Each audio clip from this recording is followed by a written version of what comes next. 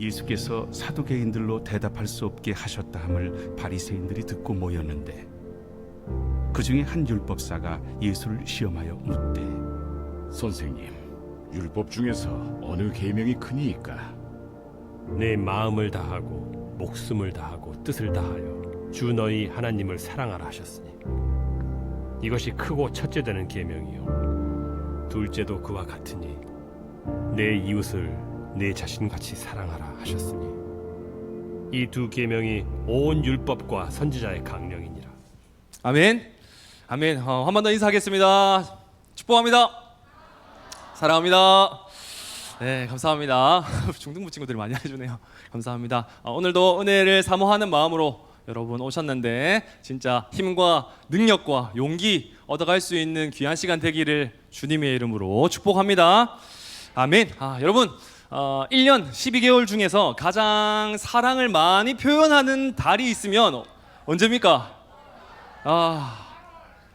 대부분 대동소이하게 평균보다 그리고 평소보다 더 많이 사랑을 표현하는 달이 있다고 한다면 바로 가정의 달이라고 불리우는 5월이라고 할 수 있습니다. 벌써 지금 5월 마지막 주거든요. 가정의 달의 마지막을 이제 달리고 있는 중입니다. 여러분, 가정의 달 왜 5월 달에 사랑 표현을 많이 할까요? 여러 이벤트들이 많이 있어서 그런 것 같습니다.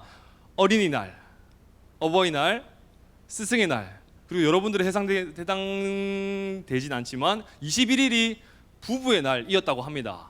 우리 선생님들도 아시고 계셨는지 모르겠지만 아무튼 가정을 돌보고 사랑으로 나누고 표현하는 가정의 달에 사랑을 아마 이 달에 여러분 사랑 많이 받기도 하고 사랑해라고 하는 표현을 많이 받기도 하고 아마 하기도 했을 것 같습니다. 여러분, 왜 감사와 존경의 마음을 담아서 사랑해요, 사랑합니다 라고 이렇게 표현하는 걸까요?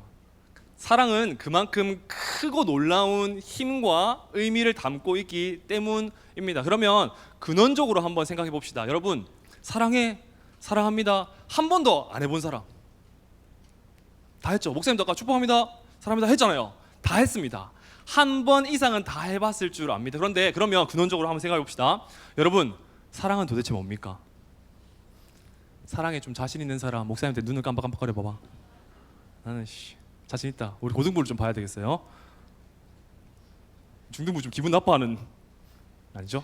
네. 사랑 뭘까요? 여러분, 언어적인 표현으로 한번 이야기해 보세요. 사랑 뭐예요? 뭐랄까나? 불가능. 사랑은 불가능이다. 그렇죠. 또요. 꿈. 사랑은 꿈이다. 내 꿈이 있다면 사랑하는 거다. 또 트와이스 노래. 그렇죠. 딱 중학생다운 대답이었어요. 우리 고등학생, 우리 사랑 박사 소명아. 사랑은 뭐예요? 뭐라고 생각해요? 사랑은 인생이다. 지 인생이 사랑이다 이거야만. 그렇죠. 고마워요. 대답해줘서. 우리 고등부 한 번 더 해볼까요? 고등부. 다 해라. 사랑은 뭐예요? 우리 고3 사랑이 뭐예요? 사랑은 고3이에요? 사랑 뭐라고 생각해요? 집에 가라. 오늘 예배 끝났다. 인간의 악한 본성에다가 하나님의 사랑이 뭐랄까? 정답이에요. 아마 여러분, 사랑이라고 하는 것을 우리가 다 알고는 있지만, 다 표현을 하고 있지만 다 똑같은 생각으로 말하지는 않아요. 무슨 말이냐? 광범위하고 추상적이기 때문에 때로는 알다가도 모르겠는, 그리고 다 모르는 것 같기는 같은데 사랑에 대해서 공감이 되는 부분이라고 할 수 있습니다. 뿐만 아니라 사랑은요, 우리에게 있어서 필수적인, 빼놓을 수 없는 부분 중에 하나입니다. 여러분 공감하는지 봅시다. 영화나 드라마 여러분 잘 보고 계십니까? 안 보고 있구나. 우리 고등학교 친구들과 우리 선생님들 많이 보실 거라고 생각이 드는데, 여러분 영화나 드라마 중에서 흥행할 수 있는, 그리고 인기가 참 많을 수 있는 장르가 참 많이 있지만 그 중에서 단연 빼놓을 수 없는 부분이 바로 로맨스, 막장도 그렇지. 막장도 있지만 로맨스, 멜로적인 부분입니다. 그리고 우리 중학교 친구들, 고등학교 친구들은 좋아하는 아마 영화 드라마보다 더 많이 듣는 음악 또한 여러분 멜로디가 갑자기 생각이 나죠? 중독이에요. 다 가사나 제목들도 보면 막 장난이야. 첫 만남은 계획대로 되지 않아. 그렇죠. 헤어지자 말해요. 사랑이란 멜로는 없고 고민 중독이고 다 사랑에 대한 부분이에요. 근데 놀라운 것은 사랑 때문에 웃기도 하고 사랑 때문에 울기도 하는 참 우리에게 빼놓을 수 없는 우리가 나누고 표현하는데 필요한 부분, 우리 감정을 표현하는 부분 중에 빼놓을 수 없는 부분이 바로 사랑이다라는 것을 우리가 알 수 있습니다. 그러면 여러분 조금만 더 깊게 생각해 봅시다. 성경에서 말하는 사랑은 무엇일까요? 성경에서 말하는 사랑은 분명한 부분이 있어요. 우리가 아까 전에 표현한 것처럼 사랑은 이것이고 저것이고 이것인 것 같고 저것인 것 같아요. 이렇게 여러 가지 범위들도 추상적이게 이야기했지만 사랑은요, 성경에서 말하는 사랑은 분명합니다. 오늘 이 말씀을 통하여서 하나님께서 원하시는 그 사랑법을 다시 한번 알아가고 회복할 수 있는 은혜의 시간 되기를 주님의 이름으로 축복합니다. 아멘. 오늘 우리 읽은 말씀 여러분 잘 알 거예요. 잘 알지만 그 시대적인 배경을 한번 살펴보자면 이런 내용이 있어요. 예수님께서 이 말씀을 전하시고 사역하실 그 당시에는요, 하나님의 율법이 있었습니다. 토라라고 하는 오경, 더 쉽게 이야기해서 창세기, 출애굽기, 레위기, 민수기, 신명기 알죠? 원래는 뭐죠? 창세기, 출애굽기, 레위기, 민수기, 신명기까지가 오경이라고 해요. 쉽게 말해서 율법서예요. 하나님의 말씀이 다 담겨져 있는, 우리에게 잘 알려진 율법은 바로 십계명이죠. 십계명을 포함해서 율법을 두 가지의 형태로 분류할 수 있습니다. 그게 뭐냐면 뭐뭐 해라, 뭐뭐 하지 말라라고 하는 부분입니다. 해야 되는 부분이 248개, 하지 말아야 하는 것은 365개라고 합니다. 목사님 설교 준비한다고 하나하나 세보진 않았거든요. 그런데 맞아요. 신학적으로 맞습니다. 총 계산하면 613개입니다. 여러분 많아요, 적어요? 하나님의 말씀 지켜야 되는 것, 꼭 지켜야 되는 것이 오경에서만 613개라는 거예요. 하나 지키기도 힘든데, 아니 10계명도 기억 가물가물한데 사실 613개를 다 지켜야만 했던 그 당시의 상황이었던 거죠. 그러니까 동시에 그들 가운데 논쟁거리가 생겼습니다. 그게 뭐냐면 이 계명이 더 중요한 거 아니야? 아니 이 계명이 더 중요한 것 같은데? 아니 그 계명 말고 요 계명은 어때? 아 하나님께서 이 계명이 더 중요하다고 하셨어 라고 하면서 사람들이 모이면, 랍비 같은 선생들이 모이면 이런 논쟁이 벌어지곤 하였습니다. 여러분들처럼 모이면 브루스타즈 하는 거 아니라 모이면 이런 논쟁을 하는 거예요. 재밌게, 그리고 막 치열하게. 이게 중요하다, 이게 크다라고 하면서 논쟁이 있어 왔습니다. 이러한 시대적 상황 가운데 한 바리새인이, 오늘 성경에서는 한 율법사가 이렇게 예수님을 찾아와서 이렇게 묻는 겁니다. 선생님, 율법 중에 어느 계명이 큽니까? 즉 613개의 많은 계명들, 하나님의 말씀들 가운데 뭐가 제일 큽니까? 라고 물어본 겁니다. 이 질문만 들으면 그냥 순수한 의도로 질문한 것 같고 어떤 깨달음을 얻기 위해서 귀한 질문을 한 것처럼 보일지 모르지만 우리 성경의 문맥을 보다 보면 이거는 악한 의도가 담겨져 있음을 우리는 분명히 알 수 있습니다. 이전에 바리새인을 만나기 전에 부활이 없다라고 생각하였던 사두개인이 예수님을 찾아와서 부활에 대해서 이렇게 딴지를 건 적이 있어요. 그 내용에 대해서 예수님께서 진리의 말씀, 올바른 부활관에 대해서 탁 말씀하시자 사두개인이 입이 탁 닫히게 되는 거예요. 아무 말도 못하게 되는 거죠. 그걸 보고 바리새인이 내가 한번 죄송합니다 발라볼게, 이런 마음을 가지고 내가 한번 예수님을 곤란하게 만들어 볼게 라고 이런 마음을 가지고 예수님을 찾아와서 이렇게 묻는 거죠. 왜냐? 어느 계명이 크다라고 예수님께서 탁 단정지어서 이야기하면 예수님 613개 중에 하나님께서 말씀하신 이 계명은 안 중요합니까? 이 계명은 더 중요하잖아요. 이렇게 딴지 걸기 위해서 때로는 책 잡고 곤경에 처하게 만들기 위해서 악한 의도, 불순한 의도를 가지고 이렇게 질문한 것이죠. 그런데 놀랍게도 이건 가벼운 문자적인 의미가 아니라 놀랍게도 예수님께서는 그 율법에 대한 관철하는 가장 중요한 원칙에 대해서 말씀하십니다. 그것이 바로 사랑인 거예요. 사랑. 첫째 되는 계명, 가장 크고 첫째 되는 계명은 누구를 사랑하는 것이다? 하나님을 사랑하는 것이다. 그리고 둘째 되는 계명도 그와 같으니 그것은 누구를 사랑하는 것이다? 이웃을 사랑하는 것이다. 수직적으로는 하나님을 사랑하고 수평적으로는 이웃을 사랑하는 것이야말로 율법의 가장 크고 제일 중요한 부분이다라고 말씀하셨던 것입니다. 여러분, 여기까지 다 알 거예요. 어디선가 들어봤을 거고, 교회를 다니면 하나님 사랑해야 되고 이웃을 사랑해야 되는 거 너무 많이 들어왔을 겁니다. 여러분, 근데 잘 됩니까? 나는 자신 있다. 난 진짜 하나님 사랑한다. 여러분, 베드로에게도 예수님께서 진짜 찾아오셔가지고 직접 찾아오셔가지고 이렇게 질문하잖아요. 네가 나를 사랑하느냐? 예수님, 네 사랑합니다. 진짜 사랑해? 예수님 사랑합니다. 진짜 사랑하네? 한 번, 세 번 이야기하니까 마음에 근심이 생겨났다 라고 이야기할 정도로 그 수제자였던 베드로도 근심이 들 정도인다면 우리는 더 하지 않겠습니까? 하나님을 사랑하고 이웃을 사랑하는 것이 참 버겁고 힘들고 어떻게 해야 되는지를 모르는 것이 어쩌면 우리 모두의 고민점인 것 같습니다. 그래서 오늘 말씀을 통해서 그 키워드, 사랑해낼 수 있는, 진짜로 하나님을 사랑하고 이웃을 사랑해낼 수 있는 것을 좀 심도 깊게, 그리고 조금 더 깊게 묵상하고 함께 나누려고 합니다. 하나님을 사랑할 수 있는 그 사랑의 진리, 첫 번째, 다 같이 읽겠습니다. 시작.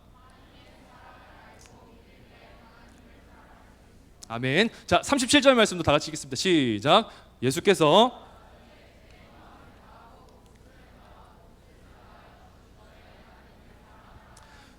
예수님께서는 가장 크고 첫째 되는 계명을 먼저 이렇게 이야기하십니다. 하나님을 사랑해야 된다라고 이야기하십니다. 여러분이 아까 전에 표현했던 것처럼 사랑에는 여러 가지 방향과 여러 가지 목적과 여러 가지 분량들이 있어요. 그런데 마찬가지로 이 당시에 헬라어 안에도, 당시 사용되던 헬라어 안에도 사랑이라고 하는 표현이 크게는 네 가지가 있었다고 합니다. 첫 번째는 남녀 간의 사랑, 두 번째는 가족 간의 사랑, 세 번째는 친구 간의 사랑, 네 번째는 하나님과의 사랑. 에로스, 스트로게, 필리아, 그다음에 아가페. 아가페 들어보셨죠? 아가페. 그리고 뭐 아가파오 50도 들어보셨는지 모르겠는데 여기서 나온 거예요. 사랑. 여러분, 예수님께서 하나님을 사랑해야 된다라고 할 때 그 사랑은 어떤 의미의 사랑일까요? 어떤 의미인 것 같습니까? 우리가 조금 생각해보면 알 수 있는 것처럼 남녀, 가족, 그리고 친구 간의 사랑이 아니라 하나님과의 사랑을 의미하는 것이죠. 아가페라고 하는 그 사랑을 의미하는 것입니다. 자, 여러분 조금만 더 깊게 생각해 봅시다. 중요한 점은 아가페적인 사랑은 우리는 할 수 있을까요, 없을까요? 없죠. 왜냐? 아가페적인 사랑은 흔들리지 않는 거예요. 결코 흔들리지 않고 무조건적이고 완전하고 온전한 사랑을 의미하는 것입니다. 그런데 우리는 어떤 사랑을 하죠? 옆에 있는 사랑하는 연인들 사귀고도 헤어질 때도 분명히 있고, 사랑을 하다가 상처를 받을 때도 분명히 있을 뿐만 아니라 실패와 좌절을 경험할 때도 참 많이 있잖아요. 그런 연약한 존재에게 예수님은 하나님의 말씀을 통하여서 이렇게 이야기하는 거예요. 하나님께서 너희를 사랑하시는 그 사랑으로 너희도 하나님을 사랑해야 된다라고 말씀하고 계시는 것입니다. 그런데 여러분, 가능한 부분이 이 말씀 구절에서 증명될 수 있습니다. 다 같이 읽겠습니다. 시작. 하나님이 우리를 사랑하시는 사랑을 우리가 알고 믿었노니 하나님은 사랑이시라. 사랑 안에 거하는 자는 하나님 안에 거하고 하나님도 그 안에 거하시느니라. 아멘. 요한일서 4장에서는 분명하게 이렇게 이야기하고 있습니다. 사랑을 알고 그리고 믿는 것이 중요하다. 그것이야말로 사랑할 수 있는 사랑을 해내는 능력이 이루어진다라고 말씀하고 있는 것입니다. 여러분 소개팅 안 해봤겠죠? 나중에 해볼 수도 있어요. 근데 하면 꼭 하는 첫 번째 시작이 있어요. 뭘까요? 직업이 뭐예요? 세속적이네. 이름부터 물어봐야지. 이름부터 물어보고 뭐 카톡 내용으로 뭐 DM 내용으로 했다면 그 내용에 대해서 여러 가지 안부를 묻기도 하고 이 사람이 어떤 사람인지에 대해서 알아가고 싶어 하잖아요. 그리고 여러분이 좋아하는 연예인들, 아이돌들 집에 그 포토카드 많이 있는 거 다 안다. 굿즈 많이 산 거 다 안다. 얼마 한 거 바싹 다 알고 있는 거 다 알아요. 여러분 좋아하는 사람이 생기면, 사랑하는 사람이 생기면 그 사람에 대해서 관심을 가질 뿐만이 아니라 알아가고 싶어하는 마음이 생기기 마련입니다. 하물며 여러분 하나님을 사랑해야 된다며요. 그런데 왜 하나님을 알아가려고 하고는 그런 노력들이 다른 사람을 사랑하는 것보다 적을까요? 이 부분을 우리는 점검하고 이 부분을 다시 묵상할 필요가 있다라는 사실이죠. 사랑하는 여러분, 하나님을 사랑하기 위해서는 우리는 먼저 하나님을 알아가야만 합니다. 하나님이 어떤 분이신지, 그 사랑은 얼마나 크고 놀라운 것인지, 그리고 지식적인 부분뿐만 아니라 그 사랑이 나와는 도대체 어떤 연관이 있는지 내 이야기로 들리게 될 때 하나님을 진짜로 사랑하게 된다라는 사실이죠. 여러분 이 짤 아십니까? 안 먹어.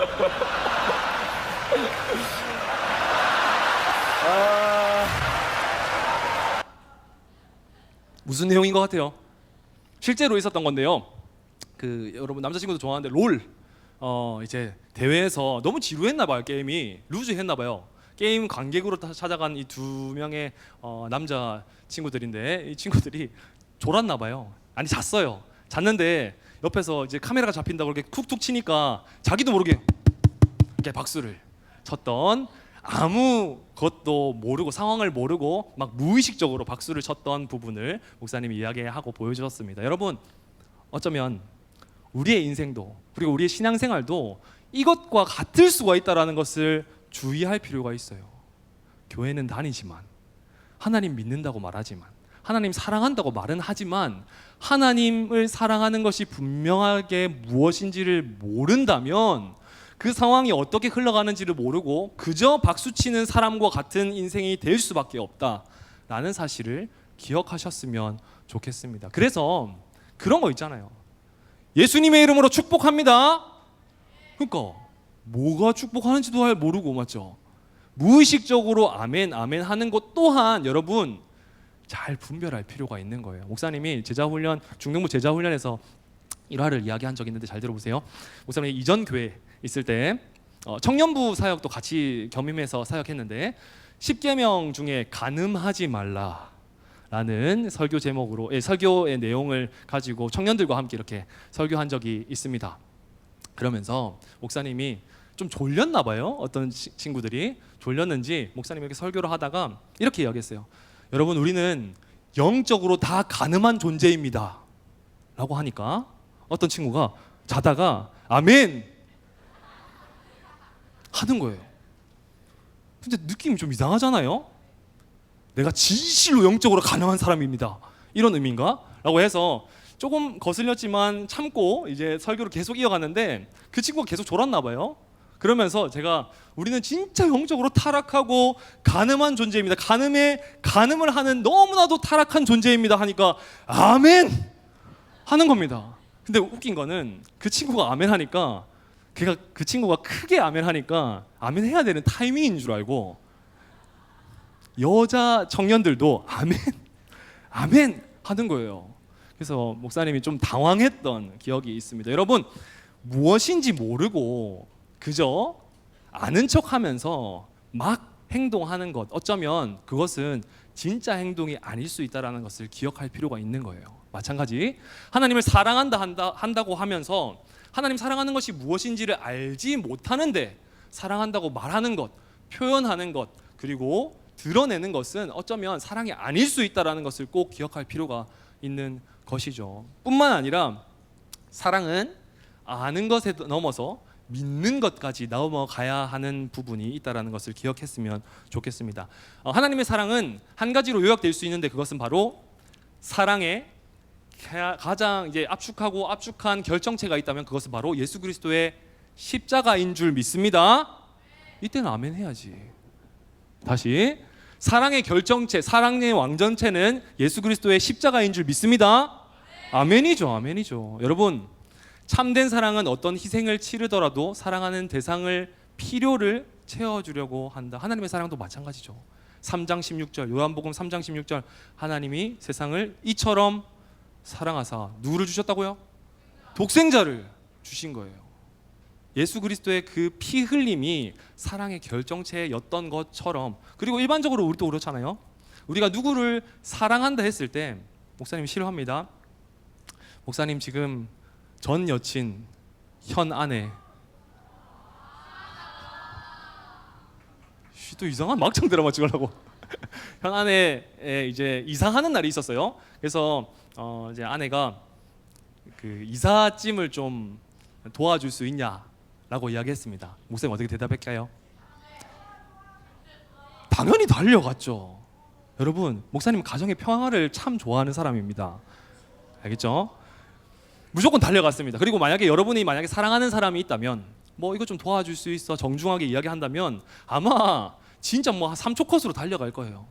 그리고 그런 말도 있잖아요. 나 뭐 달도 따다주고 별도 따다주고 따온 사람 한 번도 못 봤어요. 여러분, 마음 다해서 막 희생하면서 그게 아깝지 않은 것처럼 하나님을 사랑할 때, 진짜 사랑할 때 우리는 모든 노력과 수고가 희생으로 느껴지지 않고 감사와 당연한 것으로 느껴지게 되는 것이죠. 그래서 오늘 성경의 말씀은 마음을 다하고 목숨을 다하고 뜻을 다하여서, 그것이 당연한 것이 되어서 희생이 아니라 감사한 것이 되어서 하나님을 사랑해라라고 말씀하고 있는 것입니다. 더 나아가서 아까 전에 이야기한 것처럼 아는 것뿐만 아니라 믿는 것이 더 중요해요. 목사님이 예화를 말씀드릴게요. 목사님은요, 수영을 잘 못합니다. 해병대는 나왔지만 수영 못하고 스킨 스쿠버 자격증이 있어요. 네, 안 믿을까봐 맨날 목사님 이야기하면 목사님 보여주세요 하는 친구들이 있어가지고 찾았는데 있어요. 합성 아니에요. 저요. 슬렌더맨이라고 하던데 누가? 아닙니다. 목사님이고요.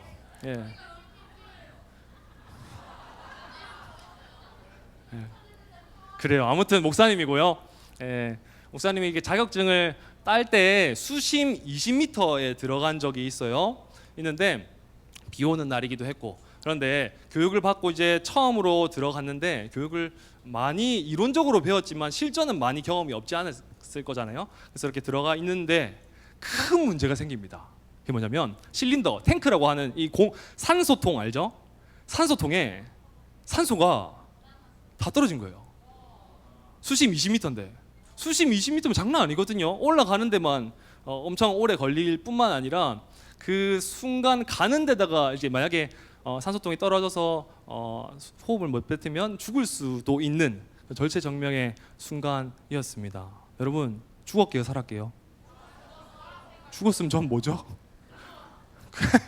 여러분, 어떤 이제 거기 있던 강사가 이렇게 이야기하는 거예요. 수시대로 막 여러 가지 막 위급한 상황을 막 이야기하는 거예요. 근데 다 모르겠고 이거는 보이는 거예요. 자, 땅바닥에 가라앉아 죽을 것 같다. 이렇게 이야기하는 거예요. 목사님이 너무 당황해가지고 막 숨 쉬던 것도 이렇게 호흡이 잘 안 될 정도로 너무 막 당황했는데, 어찌됐든 간에 산소통을 물 안에서 교체할 수가 있다고 하더라고요. 목사님 몰라요. 어떻게 하는지도 모르고. 근데 그 한 번 목숨, 마치 게임의 한 목숨처럼 한 목숨밖에 없는 그 절체절명의 순간에 이거 이렇게 교체하면 되겠지라고 하는 지식은 있었지만, 만약에 이거 교체해서 살 수 있다라고 하는 믿음이 없었다면, 그렇죠? 믿음이 없었다면 목사님은 그대로 죽었을 것 같아요.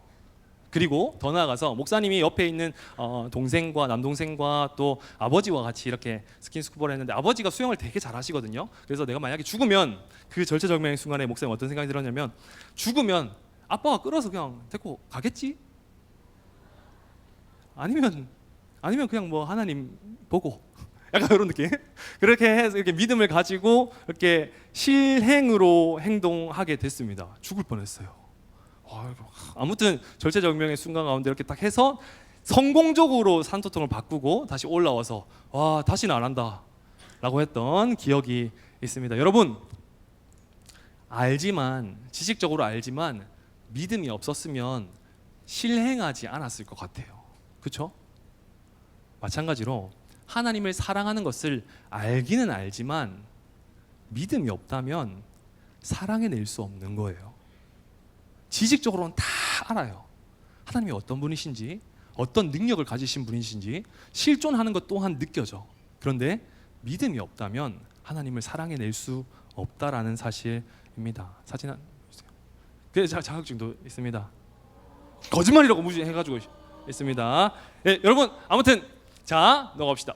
그래서 여러분 들음에서 믿음이 생겨난다라고 하는 그 성경 말씀을 기준 삼아서 우리는 말씀과 예배를 통하여서 알아감의 지식과 그리고 믿어짐의 믿음이 생겨난다라는 것을 꼭 기억할 필요가 있는 것이죠. 제자훈련이 어제로부터 종강했거든요. 여러분 많은 것들 많이 배웠을 것 같아요. 그리고 예배 또한 하나님의 말씀을 목사님을 통하여서 대언되고 또 목사님을 통하여서 하나님의 말씀이 선포될 때에 그 말씀을 알고 또한 믿을 때 온전히 사랑할 수 있다는 사실을 꼭 기억했으면 좋겠습니다. 하나님을 아는 지식에서 자라가고 뿐만 아니라 말씀을 통해서 말씀을 들음을 통해서 지식적으로 그리고 믿음적으로 자라갈 수 있는 사랑해낼 수 있는 여러분 되시기를 예수님의 이름으로 축복합니다.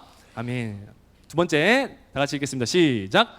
하나님의 사랑이 충족될 때 이웃을 사랑할 수 있습니다. 우리 39절 말씀도 한 번 더 읽겠습니다. 시작. 둘째는 그와 같으니 내 이웃을 내 몸과 같이 사랑하라 하셨으니. 아멘. 하나님의 아들 예수 그리스도께서는 이렇게 이야기하십니다. 가장 크고 첫째 되는 계명은 하나님을 사랑하는 것, 둘째는 이웃을 사랑하는 것. 그와 같으니 이 말은 하나님께서 우리를 사랑하시는 그 고귀하고 무거운 사랑으로 하나님을 사랑하는 것처럼 이웃을 바라보는 눈 또한 하나님의 사랑 안에서 바라봐야 된다라는 것을 의미하는 것입니다. 여러분 이웃을 사랑하는 것 쉽습니까? 어렵습니까? 쉬운 친구들도 있고 어려운 친구들도 있을 줄 압니다. 그런데 이렇게 질문 바꿔볼게요. 여러분 진짜 극혐하는 친구들, 내 주위에 극혐하고 원수 같은 친구들, 얼굴만 보면 막 눈 째려보고 싶어, 한 대 패고 싶은 그런 친구들을 보면 여러분 사랑할 수 있습니까? 사랑할 수 있어요, 없어요? 없죠. 목사님 옛날에 이전에 그 유년부에서도 사역했거든요. 유년부에서 어린애들 이렇게 사역을 했는데 초등학교 1학년 친구가 목사님만 보면 저 표정을 짓는 친구가 있었어요. 안녕 안녕 이러는데 그래서 맨날 안아주고 또 막 이야기 걸어주고 했던 기억이 있는데 여러분 싫으면 아무리 싫으면 노력을 한다고 하더라도 사랑해내는 것은 진짜로 힘들어요. 원수라면 극혐의 존재가 있다면 진짜 이웃을 사랑하는 것은 엄청나게 힘듭니다. 그런데 놀라운 것은 성경은 어쩌면 무겁게도 이렇게 이야기하는 거죠. 원수까지도 사랑해라. 그래서 어느 혹자들 그리고 신학자들은 이렇게 이야기해요. 이렇게 표현할 때 원수를 얼굴을 안 보는 방법은 안아주면 된다. 말 되지만 말 안 되죠. 쉽지 않잖아요. 그렇죠? 여러분 근데 할 수 있는 방법 다시 한번 목사님이 믿음으로 권면하려고 합니다. 여러분 성경은 왜 나 자신을 사랑해라, 나 자신을 좀 아끼고 너가 하고 싶은 대로 하고 나 자신을 너무나도 사랑하고 아껴서 너를 위해서 살아라라고 하는 계명과 하나님의 말씀이 하나도 없을까요? 나 자신을 사랑하는 것은 이미 충분하기 때문입니다. 이미 차고 넘치기 때문이죠. 그래서 예수님은 이렇게 이야기하는 거예요. 내 몸과 같이 이웃을 사랑해라. 이웃을 사랑하는 방법은 이겁니다. 다 같이 읽겠습니다. 시작. 대상을 바꾸는 거예요. 다른 것에 있는 것이 아니라 사랑해야지, 좀 친절한 말로 해야지, 아는 것이 아니라 본질적인 근본적인 방법은 뭐냐면 나 자신을 사랑하는 그 사랑의 마음, 대상을 바꾸는 거예요. 내가 오늘 예배 시간에 1분 늦었다고 해가지고 빽빽이 쓰는 사람 있습니까? 아유 잘못했어 하면서 엎드려 버쳐 하는 사람 있습니까? 없죠. 그런데 예배 시간에 지나다니고 늦게 오고 부채질하고 하는 거는 되게 거슬려요. 나는 해도 괜찮은데. 그렇죠? 나 자신에 대해서는 관대한 마음이 분명히 있지만 다른 사람에 대해서는 엄격한 마음이 있는 것이 인간의 본성입니다. 목사님도 마찬가지고요. 그러나 이웃을 사랑해내는 것은 그 사랑의 대상을 나로부터 이웃으로 바꾸어내는 것을 꼭 기억했으면 좋겠습니다. 그리고 한 가지 더 믿음에 권면합니다. 여러분, 이웃을 사랑할 수 있는 방법 잘 들으세요. 이렇게 하면 진짜 할 수 있습니다. 내 마음에 하나님의 사랑이 충족되면 가능한 거예요. 무슨 말이냐? 목사님이 물을 먹다가 은율이가 목마르대요. 목사님이 물을 줘야 되잖아요. 목사님 만약에 물이 없는데 줄 수가 있습니까? 없죠? 목사님이 물이 엄청 많이 있다면 얼만큼 줄 수 있을까요? 많이 줄 수 있는 거죠. 만약에 목사님이 물이 진짜 조금 있어요. 근데 은율이가 목마르다고 달라는 거예요. 그럼 목사님이 얼만큼 줄 수 있을까요?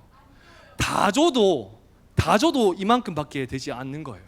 자, 우리 마음판에 하나님의 사랑이 충족되지 않을 때 이웃을 사랑한다면 그 사랑은 작을 수밖에 없는 겁니다.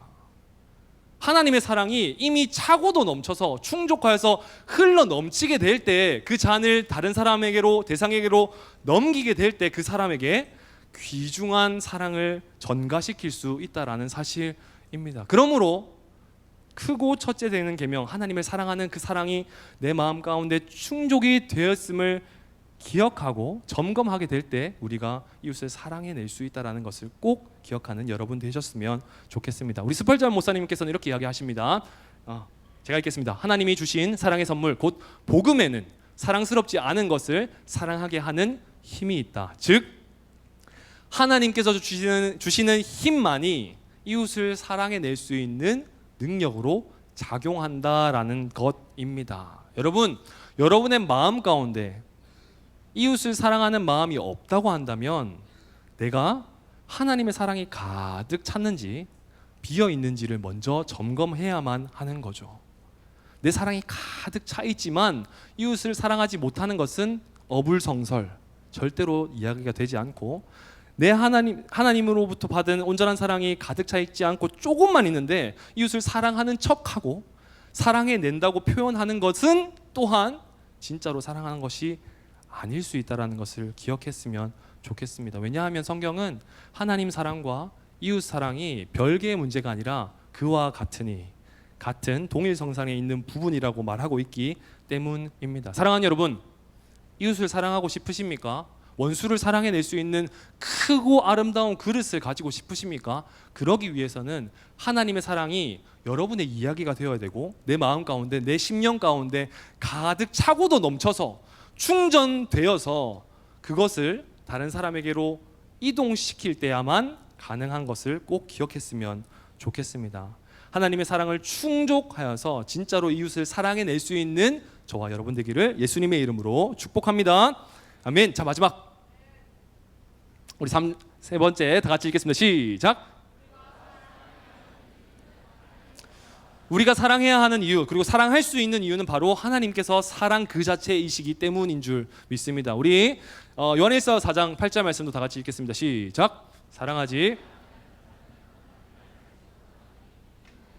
사랑이심이라. 성경은 이렇게 이야기해요. 하나님은 사랑이 많으시다. 사랑이신 것 같다. 사랑을 풍성하게 주신다. 여기서 모르지 않고 하나님 그 분 자체가 사랑이라고 말씀하고 계십니다. 여러분, 우리의 영적인 아버지는 하나님이신 줄 믿습니다. 이때 아멘 해야지.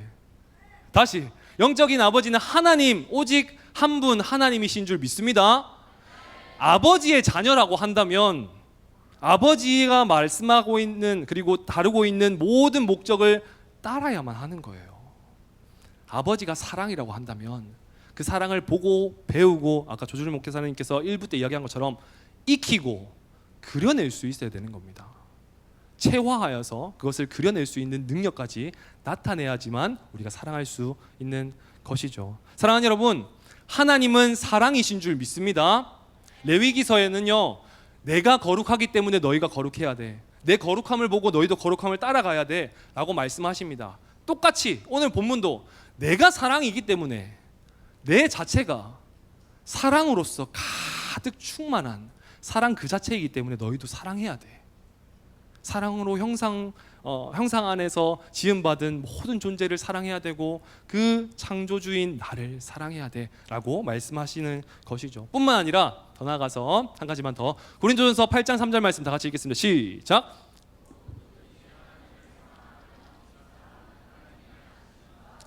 누군가 여러분을 기억하고 누군가 여러분과 손을 꽉 잡고 동행해 준다라면 우리의 인생 가운데 두려울 것은 아마 없을 줄 믿습니다. 그리고 함께 해주는 그 사람과 그 존재가 강한 힘을 가지고 있다면, 강한 능력을 가지고 있다면 그만큼 위로가 되는 것, 그만큼 힘이 되는 것은 없다고 생각이 듭니다. 여러분, 하나님께서 우리와 함께 계시다고 이야기하고 있는 거예요. 그저 우리가 하나님을 사랑해내기만 하면 하나님께서 너희를 잘 알고 있겠다, 내가 너희를 기억하겠다, 내가 너희와 함께 하겠다라고 이야기하고 계시는 것입니다. 사랑하는 여러분, 하나님을 진정으로 사랑해낼 수 있는, 그리고 이웃을 진정으로 사랑해낼 수 있는 사랑의 힘이 저와 여러분에게 있기를 예수님의 이름으로 축복합니다. 마지막, 자, 이 40절에서 이렇게 이야기합니다. 하나님을 사랑하고 이웃을 사랑하는 것이 두 계명이 온 율법과 선지자들의 강령이다 라고 이야기합니다. 강령이라고 하는 이 단어는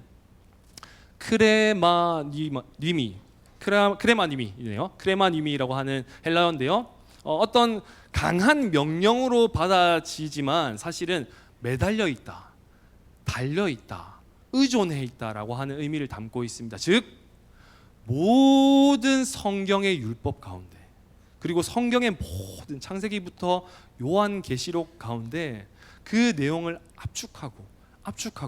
압축하다 보면 한 가지 단어가 나오는데 그것이 바로 사랑이다 라고 말씀하는 것이죠.